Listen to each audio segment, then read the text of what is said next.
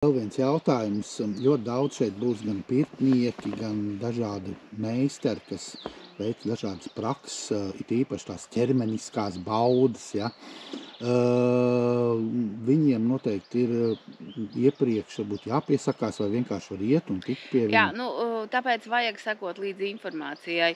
Ir meistari, kuriem jau, man liekas, viņš atbrauc uz šejienu un jau ir pilns pieraksts, ja, kādam masierim vai pirtniekam.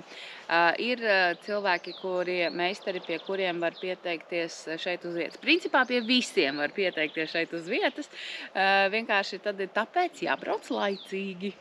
Var nenokavēt savu vietu gan pie Jā. pirtnieka, gan pie astrologa, gan pie kāda masiera, Jā. kur grib aiziet, ja? Mm. Nu labi, tiekamies jau atkal tad festivālā. Jā, vēl joprojām gatavojamies.